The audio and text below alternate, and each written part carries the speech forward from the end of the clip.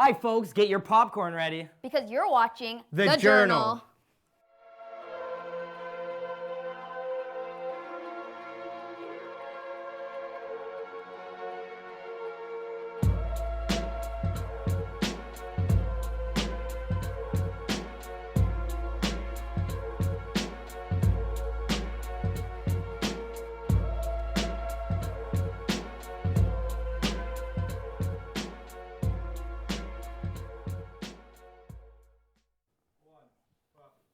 Hello, beautiful viewers. I'm your host, Mitch Herron, and with me is Kimone Smith. You're watching The Journal, brought to you by Centennial College's students that have been working on these documentaries, plus an added live performance for your entertainment. The first doc you're going to see is one about cats. Love them or hate them, cats make the perfect pets for some people due to their independent nature and low amount of training they need. They're calm, soothing to be around, and they can be quite the affectionate animals. Let's take a look at the video, right? Meow.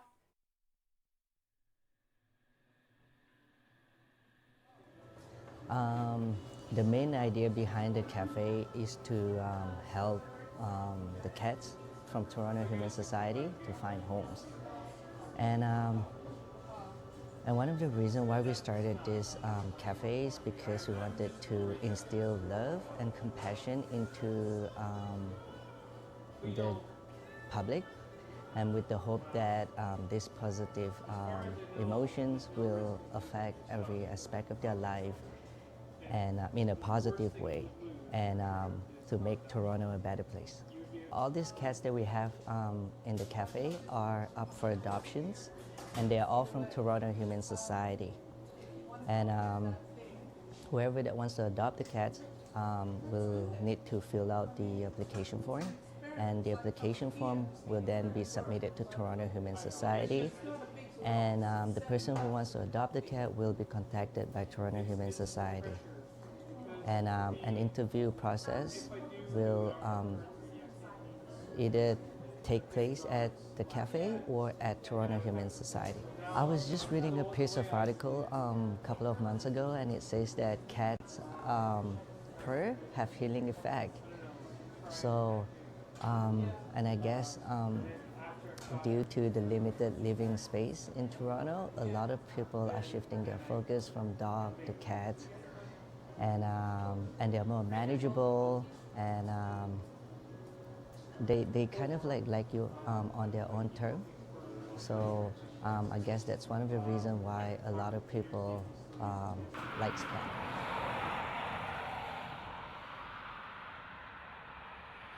Usually what we do here is we care for a lot of the cats, like this little boy here. Most of them come into the shelter stray, and we do try to find owners, but if no one shows up, then we get them spayed and neutered, health checked, and put them up for adoption. It's the same with the dogs. So a lot of stray dogs come into the shelter, and we do the same process. So it's trying to find owners. If we can't find one, then it's assessing their behavior and their health, and spay and neutering and putting them up for adoption. And we do that with rabbits and guinea pigs and small animals too. Most of them come off the street as a stray. People will find them in their backyards or running down the road. Occasionally we do get people who can no longer care for their pets, so they'll surrender them to the shelter to try to find a new home. I find most people like them just because they can be uber friendly or they're very independent. So it just kind of depends on the person and on the cat, but I think most of them is they want someone who's going to sit in their lap and cuddle with them, get tongue baths. But then I find a lot of people like it just because they are their own animal. They don't depend so much on a human interaction. As long as you feed and clean their litter box, they're happy. Aw, that was so cute. After watching that, I gotta excuse myself and cuddle with my little cat. I'll be back very soon though. Mitch, it's your time to shine. Well, thanks, Kimone. Up next, we're staying with the whole animal theme, and this documentary is about what working at a pet store is like. But this particular store is one of the oldest and most beloved independent pet stores in Toronto today. After watching this, I'm sure you'll want to check it out sometime. This is Menagerie Pet Shop. It's one of the oldest independent pet shops in Toronto. We've been here about 35 years now, progressively getting bigger and bigger. We're part of the local community and we love it. I studied about animals in school. I studied zoology, so I already had a bit of experience. Certainly it takes time to get used to working with some of the big parrots. Like you saw, their beaks are big and they can do a bit of damage, so you do have to get used to them, but it's something that you learn as you do. Fish are probably the most sensitive, the most delicate. If you don't get the water conditions just right, your fish can get sick and die. So maybe fish are probably the hardest to get exactly right when you're taking care of them. Most of the animals get fed once a day. The fish might be fed multiple times a day for some of the smaller, more delicate fish, or twice a day, like some things like birds where you get fresh food in the morning and dry food at night. You have to be good with people because we deal with people and helping people find the right pet for them. Not every pet is the right fit for every situation. And also willing to work hard. It's a lot of work. Like I said, there's no days off really, in the sense that the animals always need to eat. They always need to have somebody taking care of them. So you have to be willing always to work hard and do what's necessary to make sure the animals have the best life. The white cockatoo, his name is Pinky, and he's been with us since about 1998. He came as a bird just to stay for a little while. He was abandoned by his family here, and we've been taking care of him ever since. And for a long time he was really nervous around the staff, and over all that time we've got to have a really close friendship. So he's my favorite, and he's the one that I'm closest to, and he's going to live the rest of his life here. There's been a lot of memorable moments over the years, like starting to get accepted by some of the bigger parrots and having them let me touch them and like have a closer relationship with some of the animals that actually live in the store has been really, really special, and that's taken a lot of time to develop. So I'd say like lots of little moments that have, really good friendships that I've developed with the animals and some of the customers too that we see again and again.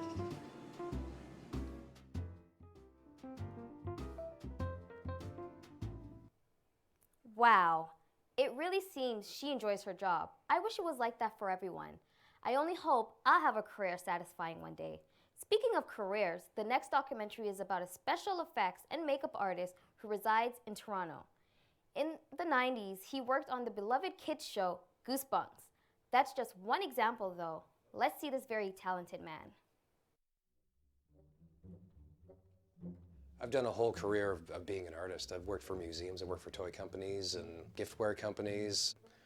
I think I've been doing this since I was 5, I think. I've been fascinated with monsters and creativity and sculpting and painting and model making and all these things for most of my life.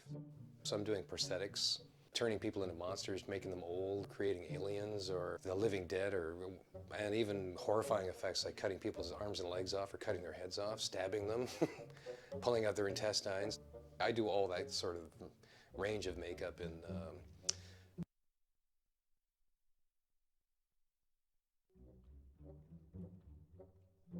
I've done a whole career of being an artist. I've worked for museums, I've worked for toy companies and giftware companies. I think I've been doing this since I was 5, I think. I've been fascinated with monsters and creativity and sculpting and painting and model making and all these things for most of my life. So I'm doing prosthetics, turning people into monsters, making them old, creating aliens or the living dead, and even horrifying effects like cutting people's arms and legs off or cutting their heads off, stabbing them, pulling out their intestines. I do all that sort of range of makeup in my end of the business. I've always been attracted to the unusual, I think, because I grew up watching television shows that were unusual, like The Twilight Zone and The Outer Limits, and there was so much for a young, fertile mind to absorb, and I wanted to create those worlds and create these creatures and this whole realm of things. I just had to be part of it. I just find it just so fascinating just to create all these things. If I'm doing a makeup for somebody, it's usually a prosthetic. Like this one is like a mid-transformation werewolf face.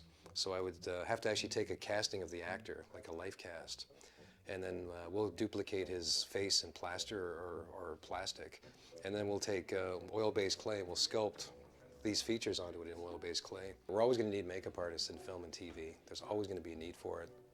You don't have to be into special effects. You could just do straight makeup. You can just do beauty makeup. There's so many different realms to makeup. No matter how much computers come in and everything, you still have to have actors, you still have to have them in makeup, them in prosthetics, them in far-out suits and things like that. Because even with CGI, a lot of times you can render a lot of it in the computer, but many times it has to be a model to be scanned. So they need a creative artist to do that.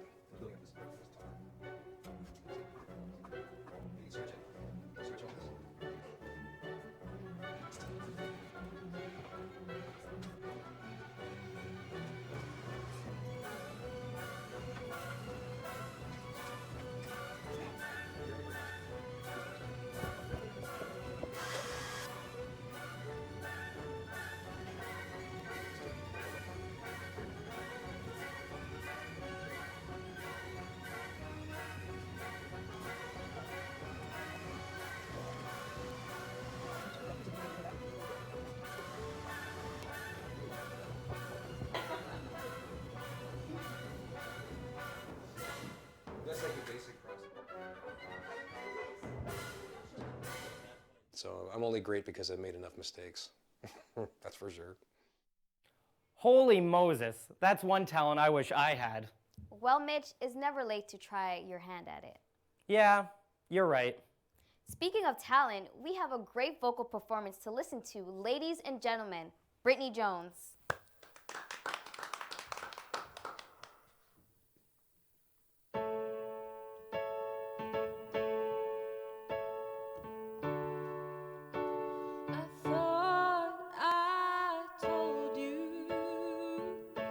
He'd be home soon. Couldn't help myself. You're too good to be true. I fall short each time. Every time he ain't here, you and your charm creep closer, closer and near, like a fool for fire. I fall with my pride and all, like a bomb before explosion, ticking by your call. You're the wiser one, disguised from greed, and I'm just a child who belongs on her knees. But I found a boy who I love more than I ever did you before. So stand beside the river I cried and let yourself down. Look how you want me now that I don't need you.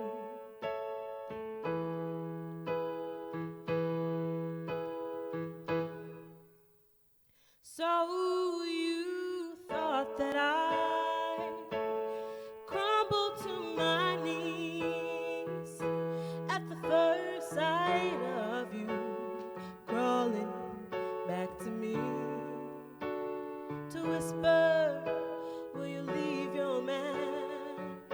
'Cause you swear that this time you can stand by me. I won't stand by you. But I found a boy who I love more than I ever did you before.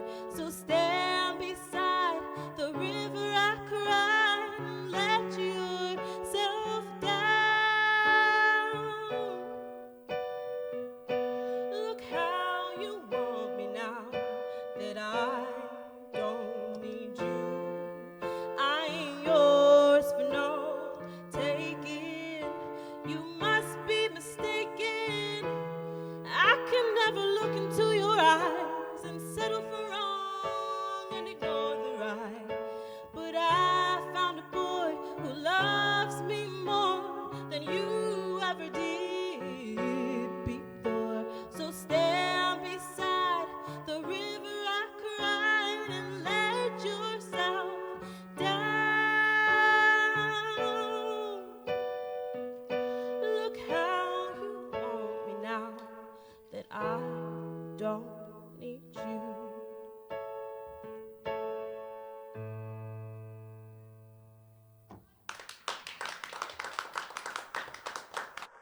Wow, that was a great performance.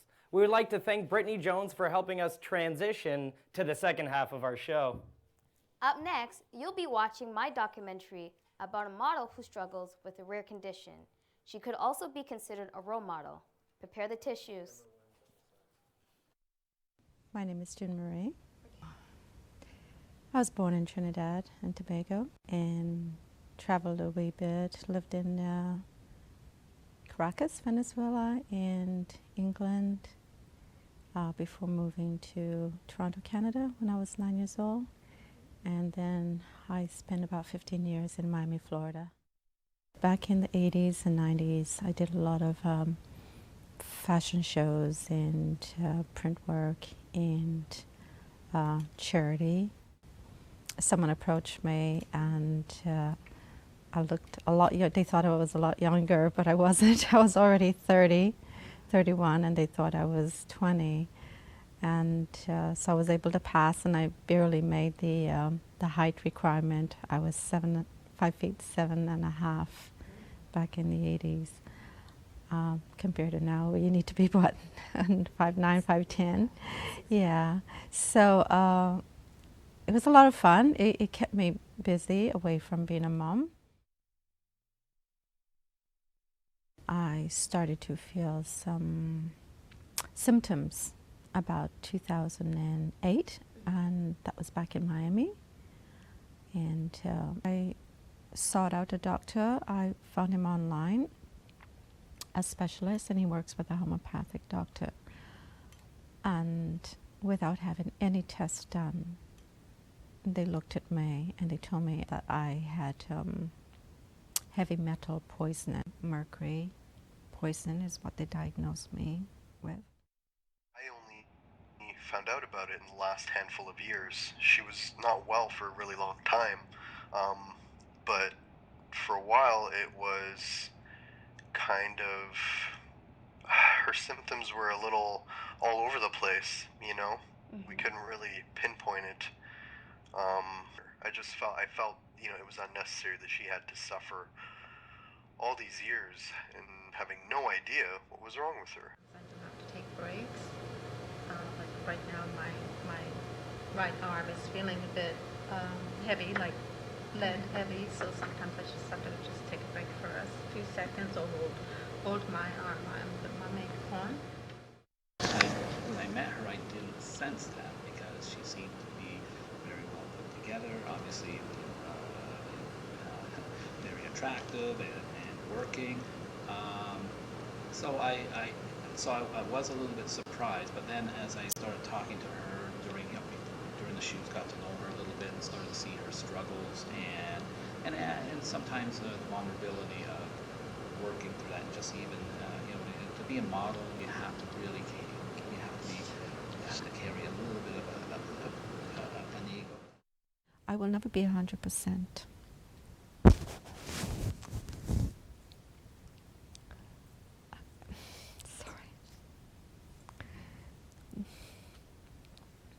I would never be 100% the way I was, because I know it has done some damage already in my brain cells, but I'm so happy and thankful that I'm alive, because I really thought I was on my way out, which I was, the doctor said. So to me, that's the greatest blessing of all.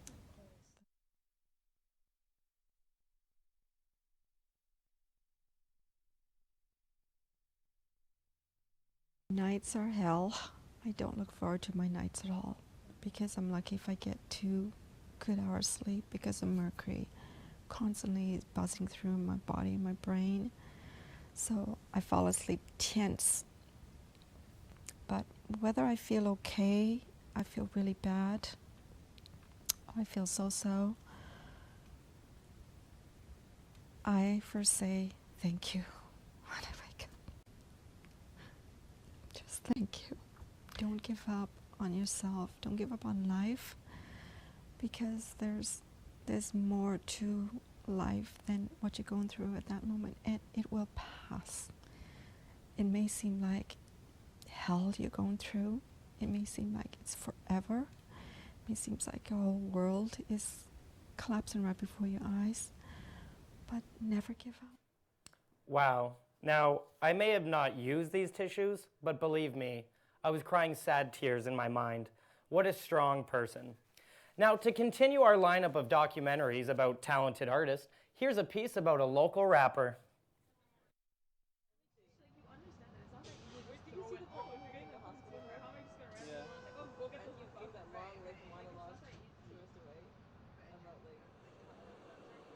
I was born in Brussels on the 13th of August 1992. I'm an artist, and I'm mostly based in the music business. I've been solo since I was 12, so I've been living by myself since I was 12 years old. I was living with my father, but it was more like, you know, he was never there, you know? So it was like he would leave for 3 weeks and then come back, and then so I was basically living alone. So I would basically say that my childhood was more an adventure, you know? I was just living adventure since 12. Yeah. T'as dit quoi? Quand tu le portes plus, ça te fait bizarre, c'est ça? Ouais, je sens que. Après, je sens mes dents et je sais pas, c'est bizarre. I go by the name of Layoung, Laroung. I'm very versatile and I listen to a lot of different genres, so I like doing mostly R&B and urban hip hop and mix it up together.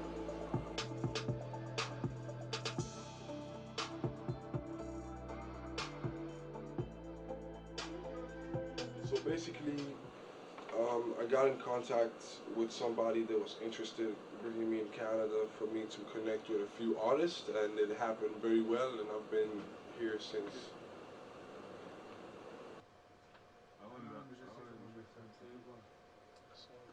Et si en fait, je suis sûr que c'est Yo qui l'a pris, je sentais de ma mère.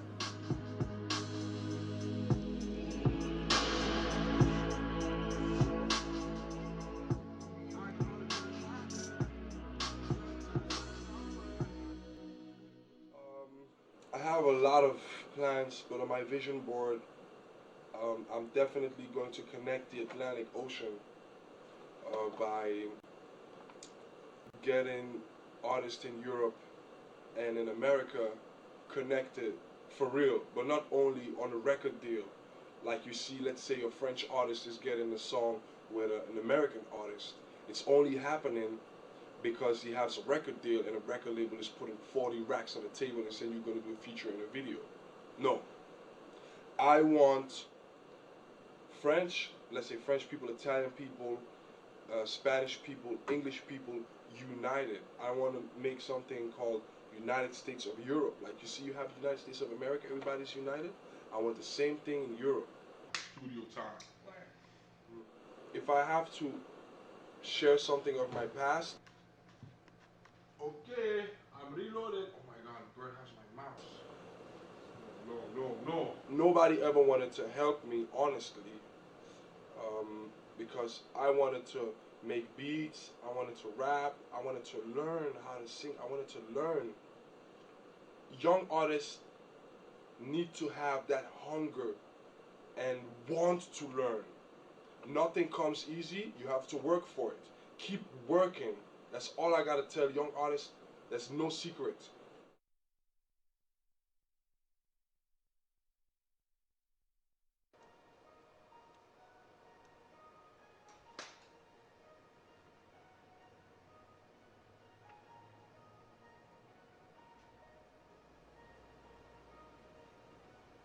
You gotta keep working. Practice makes perfect.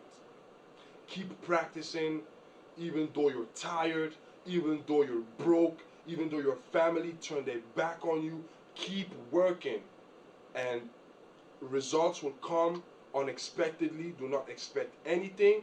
Just keep working, max out. Life is now. We got the opportunity to be who we want to be. Let's discover ourselves.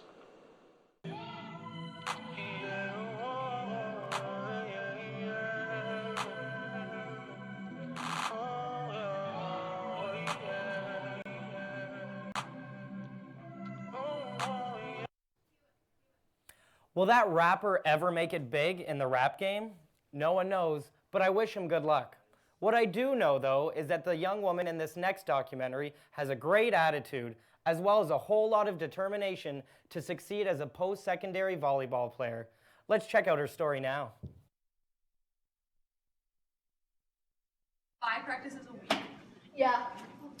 Monday, Tuesday, Wednesday, Thursday, Sunday. We only have Tuesdays and Thursdays, but Oh, no. Sundays are my personal fitness. Tuesdays is fitness and court, and then Monday, Wednesday, Thursday is full-on court. Welcome to DA.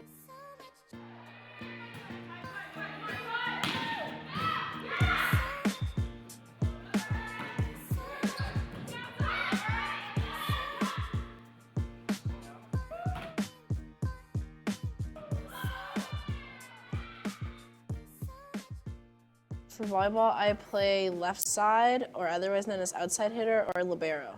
The outside hitter is basically your powerhouse, usually the strongest hitter on your team, and it's your go-to player if anything bad happens, so misplay, overset, or anything like that, that you usually send a ball to your power hitter so they can score or recycle the ball.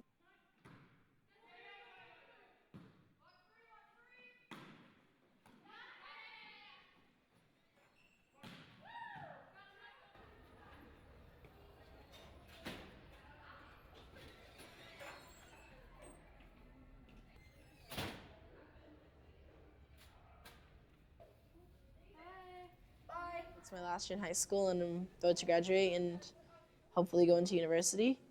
But it's just, it's like exciting and overwhelming all at the same time. And I guess playing sports is kind of like my hideaway and my go-to place to go. I'm mainly looking to go to Trent University in Peterborough or Brock in St. Catharines. Those are my 2 main options, partly because they have really good volleyball teams, but also because the program that I'm applying to for sociology and psychology are really good there.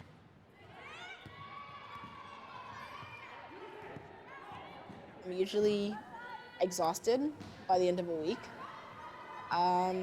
So most weekends I've had about a tournament back to back, and I especially have practice on a Sundays, fitness practice. So having a tournament and fitness practice is basically my weekends, or just fitness practice and sleeping is all I do, and homework sometimes if I get in there. I go like weeks and months without talking to my friends, seeing with my friends, going out or anything, because I'm so swamped in school and volleyball. So it's overwhelming, but like it's easy to, you can't balance all of them together. You have to pick and choose. I used to be bullied, and being bullied just kind of, like volleyball was kind of my escape. Like I never felt like anyone could harm me in a sport because I was at one with my team, and I just loved it. Like it's up to now, it's my escape from reality, from everything just seems so perfect, peaceful. I know where everything's going. I can imagine it. I can I can expect it, but it's not like life where everything is unexpected. It's my joy. It's my escape, my place that I call home. When life is terrible and stressful, I know that I can always count on volleyball.